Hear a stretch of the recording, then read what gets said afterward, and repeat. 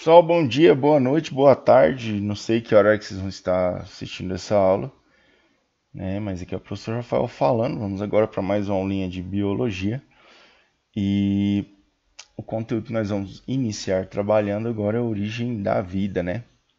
Então vamos entender aí o que seria essas teorias da origem da vida, o que é tido hoje como verdade, o que não é tido como verdade e assim por diante. Então vamos lá. Desde os tempos antigos aí nós vamos ter vários pensadores, pesquisadores que sempre se trabalharam aí com essa questão da origem da vida, né? Queriam descobrir como foi que a vida surgiu aqui no nosso planeta. E isso fez com que surgissem várias teorias. E aí na origem da vida nós tínhamos linhas de pensamentos que aconteciam, que ocorriam, né? E a mais famosa dela que nós vamos ter é a teoria da biogênese. O que é a teoria da biogênese? A biogênese significa a vida quando ela surge a partir de algo que não é vivo, ou seja, que a vida ela poderia surgir da matéria bruta, né? E isso foi chamado de teoria da biogênese, como se a vida surgisse do nada. E essa teoria ela foi bastante acreditada durante muito tempo, muitos acreditavam. Um dos criadores da teoria da biogênese foi o Aristóteles, né? Que ele acreditava que seres vivos poderiam originar-se da matéria bruta. E aí vários pesquisadores depois, principalmente ali no século XVIII, século XIX, eles vão partir ali de Aristóteles, usando a sua teoria da biogênese para explicar a origem da vida no planeta Terra. Então essa teoria ela afirma que as espécies surgem por geração espontânea. Tem uma pedra ali, você olhou para a pedra e pum, surgiu um ser vivo. E os organismos eles podiam surgir a partir de uma massa inerte, segundo um princípio ativo, o nascimento de um rato através de combinação de uma camisa suja com um pouco de milho. Tinha essa questão. Obviamente é uma teoria assim que por si só ela já tem várias lacunas, né? Porque se a vida ela vai surgir de matéria bruta ou de algo inerte, aí o cara usou milho. O milho, como vocês sabem, ele é uma semente. Ele germina e dá origem a uma planta. Então, o milho ele não é matéria bruta, ele é vida, ele é um ser vivo também. Tem essas questões aí também. Então, a origem da vida. Então, até meados do século XIX, eles acreditavam que os seres eles podiam surgir espontaneamente da matéria não viva. Hoje sabe-se que um ser vivo ele surge somente através da reprodução. Então, você vê que a teoria da biogênese, com o passar do tempo, ela vai cair por terra. Só que isso daí demora um pouco para acontecer. Vão surgir vários defensores da biogênese. E aí nós vamos ter aqui o embate biogênese versus abiogênese. O que é biogênese? Biogênese é a teoria que afirma que a vida ela só pode surgir a partir da vida. E a biogênese é a teoria que defende que a vida ela pode surgir por geração espontânea. Ela pode surgir de algo que necessariamente não seja vida, pode surgir da matéria bruta. Então, a origem da vida, nós vamos ter os defensores da biogênese, aqueles caras que defendem a origem espontânea, que é o Hammond, o Needham, o Aristóteles, Isaac Newton e o René Descartes. Todos esses caras aqui defendiam a teoria da biogênese. E aqueles que criticavam a teoria da biogênese é o Redi, o Joblot, o Spallanzani, vai ter muita coisa sobre Spallanzani, e Louis Pasteur. Muito importante esses carinhas de vermelho aqui. Então vamos começar aqui por Helmont. O Helmont ele defendia a biogênese, né? E como é que foi isso daí, essa defesa da biogênese? Ele fez um experimento. Ele colocou ali num canto, sossegado e pouco iluminado, camisas sujas, e sobre elas espalham-se grãos de trigo e queijo. O resultado será que em 21 dias surgiram ratos. Exatamente. Esse era o argumento que ele usava para defender a biogênese. E ele achava que os ratos eles tinham nascido ali, mas na verdade, rato, se você deixar comida, você atrai ele. Então, mas por que esse pessoal eles acreditavam muito na teoria da biogênese? Porque, por exemplo, às vezes morria um animal, ou eles deixavam lixo, aí surgiam larvas de mosca. Como eles não sabiam de onde a larva vinha, eles achavam que tinha nascido ali, que tinha surgido ali do nada. Às vezes eles armazenavam grãos e surgiam caruncho no grão. E como o saco estava fechado, eles não viam que o caruncho entrou, nem nada disso, eles acreditavam que surgiu ali. Mal eles sabiam que o caruncho ali, quando a planta estava verde, antes de colher, ele ia lá e botava o ovo dentro da semente. Então, a teoria da biogênese ela tinha muita força porque eles desconheciam alguns processos naturais que ocorriam. Já o Francesco Redi, né, ele foi um dos primeiros a empregar o método experimental tentativa de derrubar a biogênese. Então ele fez um método experimental, né, e como é que foi? Ele queria provar como é que era esse rolê da biogênese, e uma das principais evidências da biogênese era o aparecimento espontâneo de vermes em carne podre, que eu acabei de explicar anteriormente. E a hipótese de Redi, os seres vermiformes que surgem na carne em putrefação são larvas, um estágio do ciclo de vida das moscas.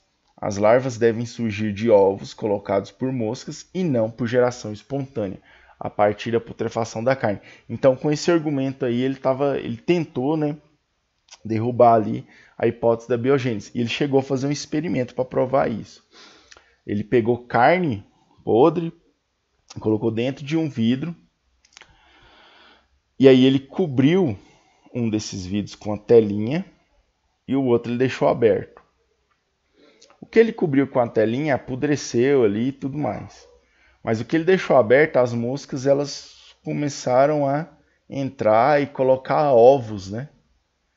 E esses ovos obviamente viraram varigeiras ali, larvas, e começaram a se alimentar dessa carne podre. Ele observou isso. Com o tempo ele pegou e pôs uma telinha nesse vidro aqui também. E aí ele observou que com o tempo essas larvas elas comiam, cresciam, elas grudavam aqui no vidro e com o tempo essas larvas viravam moscas. E aí ele entendeu que na verdade aquelas larvas que todo mundo falava que surgia do nada eram na verdade um estágio de desenvolvimento das moscas. E ele publicou um livro falando sobre o desenvolvimento de insetos. E ele usou isso aí para tentar derrubar aí a biogênese. Já nos meados do século XVII, houve a descoberta do microscópio. E aí houve a reanimação da hipótese da geração espontânea. Por que isso aconteceu?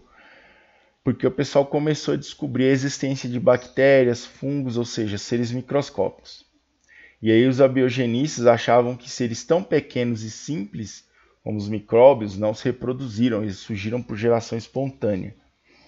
Então eles achavam lá que os micro-organismos eles surgiam por abiogênese, então isso aí trouxe de volta a discussão sobre a origem da vida por, né, geração espontânea. Só que com o tempo houve esse pesquisador aqui, o John Needham, e aí ele fez um experimento, que é a hipótese de geração espontânea ganhava novo impulso. Então ele colocou um caldo nutritivo em diversos frascos, fermentando-os por 30 minutos, fervendo por 30 minutos, e tampou os frascos com a rolha. E aí depois de alguns dias, os caldos estavam repletos de micróbios.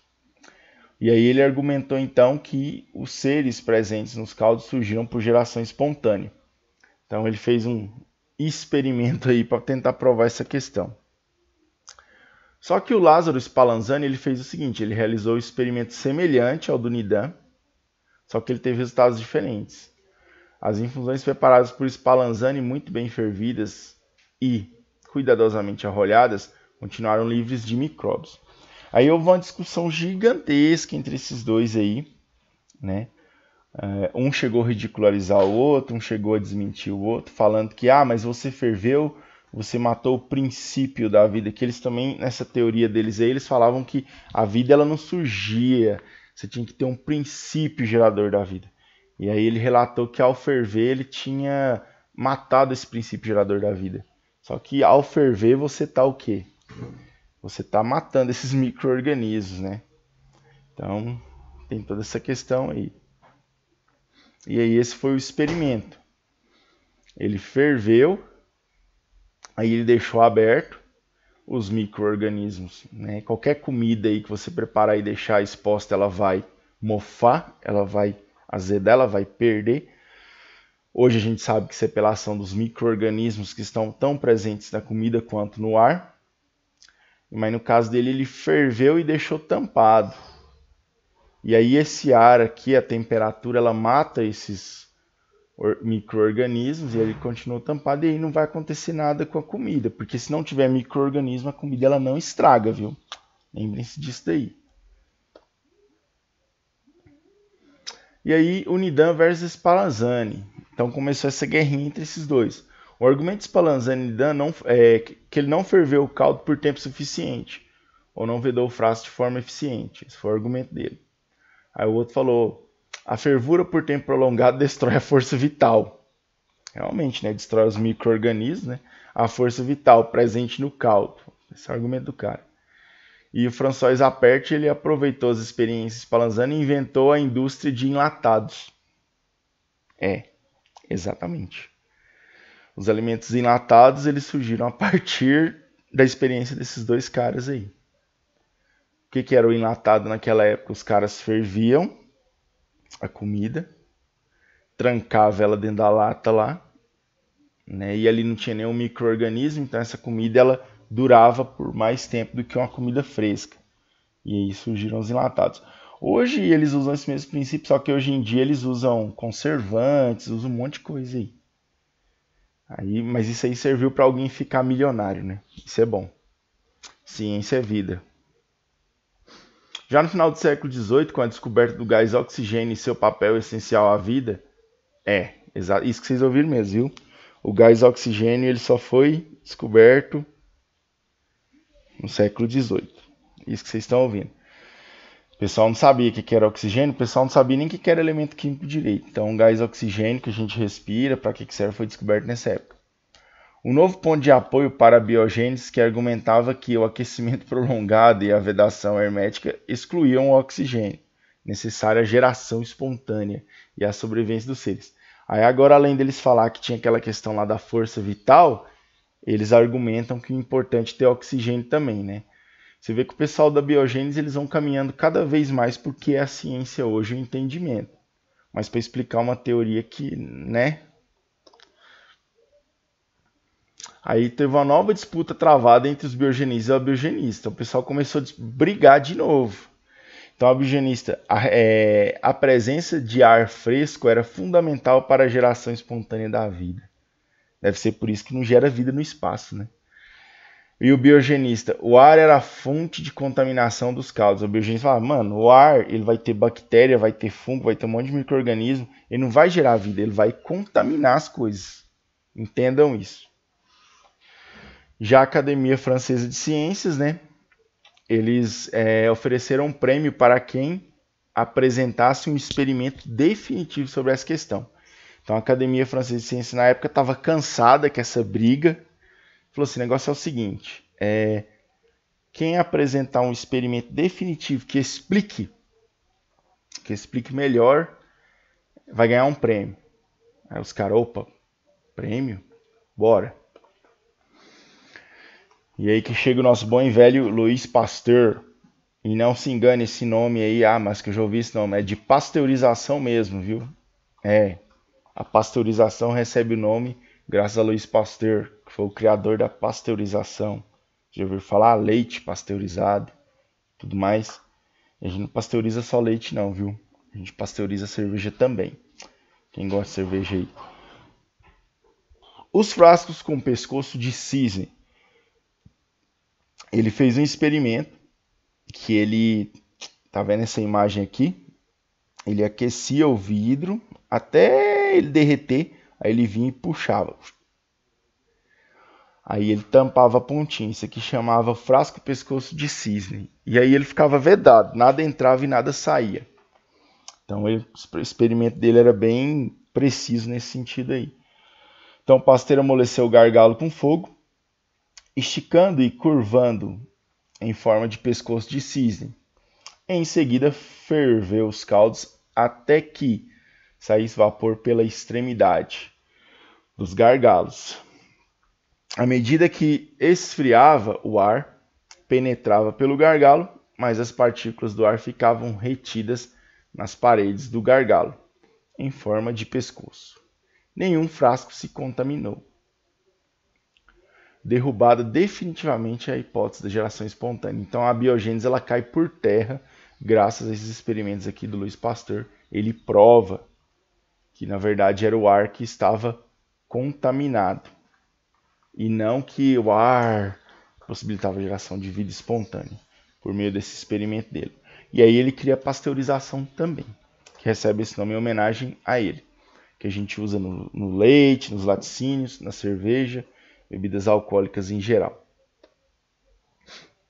Então ele ferve a substância, o líquido ele vai permanecer estéril porque não vai entrar o ar, e aí durante toda a fervura, aí depois ele quebrou e deixou exposto ao ar, e aí você teve a contaminação, o crescimento de microbiotas. Isso aqui foi para provar o seguinte, que se você ferver, você não mata princípio de criação de vida coisa nenhuma, tanto é que depois houve crescimento de microbiota, e para provar que o ar ele está contaminado com esses micro-organismos, isso que vai contaminar aqui os alimentos. Então ele provou várias coisas com esse experimento e ganhou um prêmio aí e foi reconhecido mundialmente, por isso que hoje a gente estuda esse cara aí.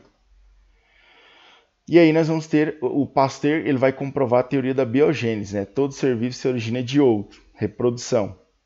Mas o primeiro ser vivo? Aí criou outra pergunta, o primeiro ser vivo, como saber a sua origem? Essa questão de primeiro ser vivo, na época você tinha as seguintes explicações. Você tinha a explicação religiosa, conhecida como criacionismo, né?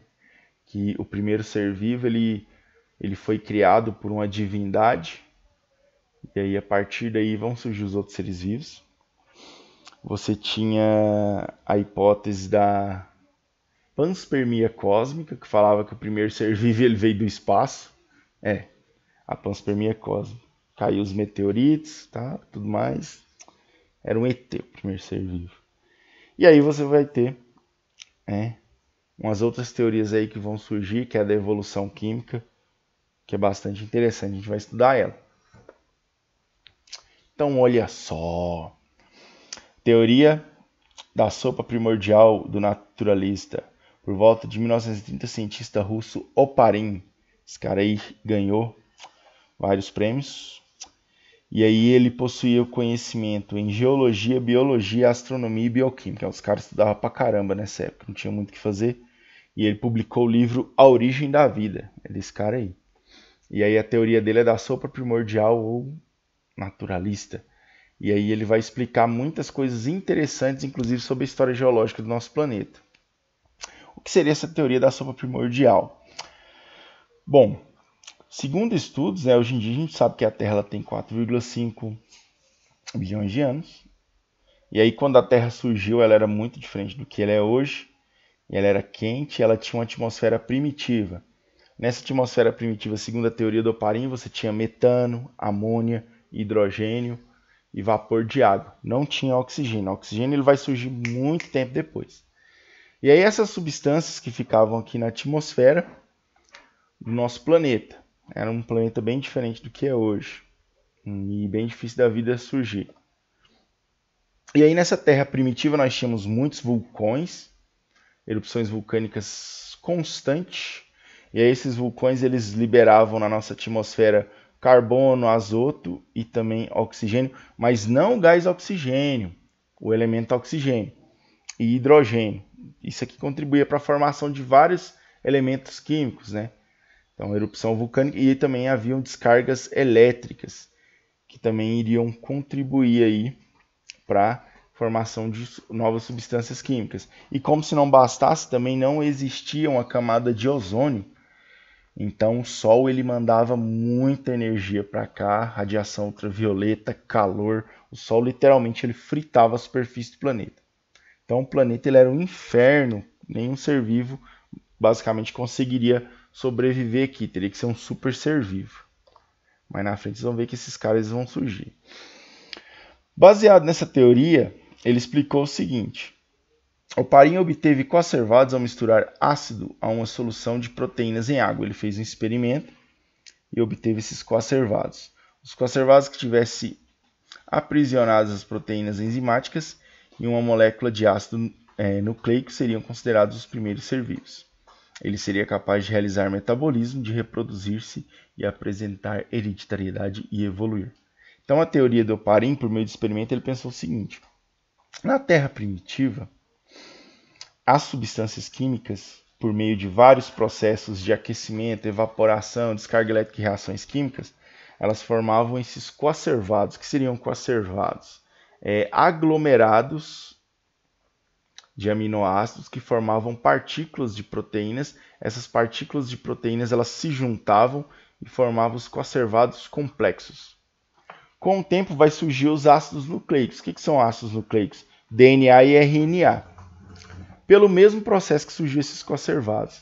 Esses ácidos nucleicos eles vão se juntar a esses coacervados e aí por meio dos ácidos nucleicos eles vão ser capazes de metabolizar, né? O que é metabolizar? Eles vão ser capazes de produzir energia, produzir as suas próprias partículas orgânicas, extrair matéria-prima do meio, todo esse processo aí que o nosso corpo já faz, e também vão conseguir reproduzir-se, né? Produzir cópias deles ali. E aí apresentar hereditariedade, passar essas características adiante e, consequentemente, evoluir.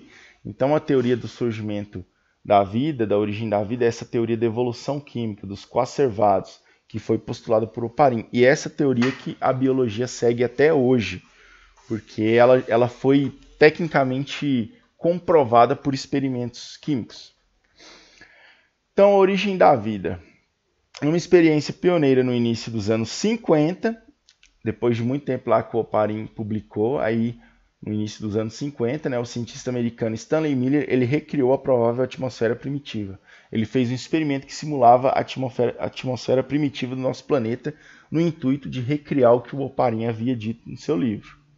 Ele misturou no recipiente, né, hermeticamente fechado, ele fechou aquele recipiente para não ter contaminação e nem contato com o meio externo. E aí ele colocou lá hidrogênio, vapor de água, amônia e metano. Basicamente o que Oparin diz que havia na superfície primitiva do nosso planeta. Depois disso daí ele fez o quê? Ele aquecia a água. Essa água ela entrava em ebulição, evaporava, ela subia por aqui. Ia subindo, subindo, subindo, subindo, subindo, subindo. Chegava aqui nessa esfera, ela recebia várias descargas elétricas, que era para simular os raios que caíam na atmosfera da Terra. E depois, quando chegava aqui, elas resfriavam.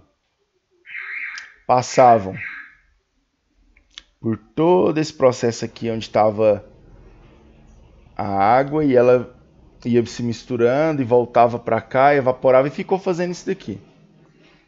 E ele deixou isso aqui por um bom tempo, fazendo todo esse processo aqui, por um bom tempo. Deixou lá, esqueceu. Um belo dia ele chega, a água ela tinha mudado de cor. Aí ele olhou assim e falou, mano, por que essa água mudou de cor? Será que ela contaminou? E aí ele vai observar o que vai acontecer.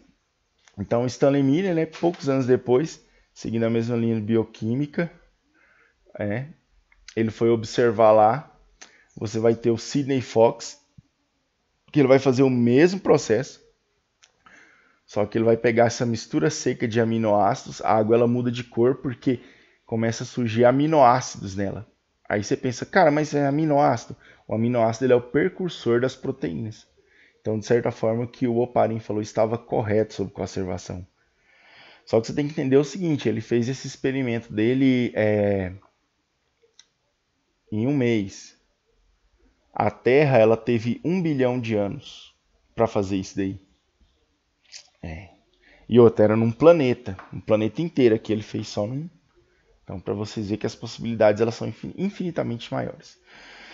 Então, os aminoácidos constatou a presença de moléculas de natureza proteica, ligação peptídica. Então, ele viu que se ele aquecesse ali os aminoácidos, eles faziam ligação peptídica. E isso ia formar proteínas. E nós somos feitos de proteínas. Os seres vivos são feitos de proteína. Depois o Melvin Calvin, outro cientista norte-americano, ele realizou experiências e aí ele pensou o seguinte, ele bombardeou com gases primitivos a radiação altamente energética e obteve outros compostos orgânicos como carboidratos. E aí os carboidratos são os compostos orgânicos que estão presentes no nosso DNA, no RNA e nas plantas, em outros seres vivos. E os carboidratos são moléculas energéticas que nós necessitamos para o nosso corpo. A gente não sobrevive sem carboidrato. Então, que eles comprovaram? Eles conseguiram, de certa forma, comprovar o que o Oparin estava falando. E por isso que a origem aí da evolução química é aceita até hoje como uma verdade. Então, a origem da vida, teorias modernas sobre a origem da vida. Aí nós vamos ter a panspermia cósmica, que eu falei. A ideia surgiu no final do século XIX, início do século XX, por Arrhenius, entre outros. A panspermia cósmica, que a vida teria surgido de seres vivos ou de substâncias precursoras da vida provenientes de outros locais do cosmos. Vocês já assistiram Alien? Não é Alien versus Predador, não. Tô falando Alien. Aquele que saiu agora, Prometheus. Pois é, o Prometheus ele trabalha com essa ideia aqui de que a vida teria surgido do espaço, né? Essa teoria que ela tem várias falhas, porque ele fala que viriam micro-organismos em meteoritos que cairiam na Terra e esses micro-organismos... Mas para o micro-organismo sobreviver a uma queda de um meteorito, porque o espaço ele é muito frio, e quando o meteorito entra na superfície ele queima em temperaturas altíssimas, ao ponto dele vaporizar, teria que ser um micro-organismo lá de Krypton, por exemplo. Então é meio difícil. Então ele falava aqui, né, que a hipótese segundo a qual sementes de vida são prevalentes em todo o universo e que a vida na Terra começou quando uma dessas sementes aqui chegou. Olha só que interessante. Por que isso aí também, essa teoria dele, pessoal, tem gente que leva a sério. Aquela mesma galera da Terra Oca e da Terra plana leva isso aí a sério. Exatamente. Por que essa teoria não é levada a sério? Porque isso aí não responde nada, cara. Ela só transfere a pergunta. Beleza, a Terra surgiu na Terra porque veio do espaço. Mas como foi que ela surgiu no espaço? Ela veio de outro planeta. Como foi que ela surgiu nesse planeta? Você vê que a pergunta ela só vai sendo jogada. Ela não vai sendo... Eles não respondem a pergunta. Então olha só que interessante aqui. Isso aqui, bem ficção científica mesmo. A nova panspermia. Problemas. Meteoritos queimam ao entrar na atmosfera. Como a vida se originou em outro local do universo? Então ela não responde nada. É a teoria que se cai por terra. Evolução dos processos energéticos. Minha mãe botando música ali. Hipótese heterotrófica. Isso aqui é algo que vai sendo discutido. Depois que eles entram no acordo, beleza. A vida surgiu na Terra por evolução química. Mas como é que foi essa primeira vida? Como é que foi ser vivo? Aí a gente tinha a hipótese heterotrófica. A fonte de alimento desses seres seria constituída de moléculas que se acumulavam nos mares, lagos primitivos. E a gente tinha a hipótese autotrófica. Quimiolito-autotróficos, né? Organismos que conseguem produzir o seu próprio alimento através de substâncias químicas, produziam seu alimento a partir da energia liberada por reações químicas, ferro e enxofre, das crostas terrestres. Essa ideia foi reforçada por descobertas de micro-organismos que vivem atualmente em locais inóspitos, como vulcões, fontes de água quentes. E o planeta ele era bem nosso. Então você tem duas linhas de pensamento nesse sentido. Inicialmente, eles acreditavam que os primeiros seres vivos eles eram autotróficos fotossintetizantes. Eles conseguiam produzir o seu próprio alimento através da luz do sol. Essa teoria caiu por terra, porque a estrutura que se usa para produzir o seu próprio alimento usando a luz ela é muito complexa. E aí, como nessa época aí, o pessoal já tinha a questão do evolucionismo, as primeiras formas de vida elas teriam que ser o mais simples possíveis. E aí foi onde a hipótese heterotrófica ela ganhou força. Acreditava-se que os seres vivos heterotróficos e se alimentavam, né, de substâncias orgânicas ou de outros seres vivos. Mas o cara falou, mas são os primeiros seres vivos. Onde que eles vão achar comida no mundo? Se eles estão chegando ali agora, eles vão comer pedra? Aí eles explicam que teve todo aquele processo da conservação e que os oceanos eles estavam repletos de substâncias orgânicas, né? Então isso não seria problema. Só que com o tempo, eles descobriram a existência de micro-organismos em vulcões, fontes termais, lugares onde é muito difícil um ser vivo sobreviver. E lá existiam bactérias, termófilas, bactérias do tipo mais primitivas. E essas bactérias sobreviviam produzindo energia através de reações químicas utilizando ferro e enxofre. E ferro e enxofre é um negócio que tinha muito na Terra. Então existem essas duas hipóteses aqui. Muitos são adeptos dessa aqui, outros são adeptos dessa aqui. E alguns acreditam que possa ter acontecido as duas coisas. E a questão do ser vivo autotrófico ele tenha surgido muito tempo depois. Hipótese heterotrófica. Sopas orgânicas, constituição dos seres vivos e alimentos dos seres. E fermentação também. As bactérias fazem fermentação. Então elas fermentavam essa sopa orgânica para produzir energia. Pegavam ali os carboidratos, as proteínas, fermentavam e aí elas produziam CO2 e outros compostos aqui basófilos que elas utilizavam. Essa é a hipótese que foi surgida por Haldane em 1892, só para vocês terem ideia. E depois ela foi aperfeiçoada por Oparin. Então você vê que os caras eles vão conciliando ali os seus estudos e descobertas. Já a hipótese autotrófica é a mais aceita atualmente, é a quimio-autotrófica, né? Não é aquela autotrófica fotossintetizante que eu falei primeiro. Que hoje em dia nós temos bactérias que elas pegam ferro, enxofre ali, converte ele e produz energia, né? Produzindo ali o sulfato de ferro e hidrogênio. Essas bactérias são chamadas de arqueobactérias, que são os organismos mais resistentes do nosso planeta. Tem algumas arqueobactérias que sobrevivem inclusive à explosão nuclear. Você joga uma bomba atômica nela, ela fala, manda mais. Inclusive algumas até se alimentam de radiação, só para vocês terem ideia. Então olha só que interessante. Eles vão usar esses dois componentes aqui que vão ser substituídos pela água e eles eram muito abundantes na Terra naquela época.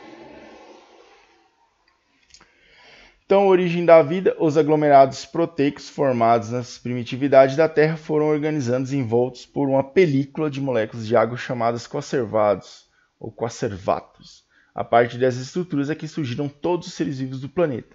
Eles vão dar origem aí às primeiras células que vão evoluir e vão dar origem a tudo que existe hoje na forma de vida. E essa é a teoria da origem da vida no planeta Terra.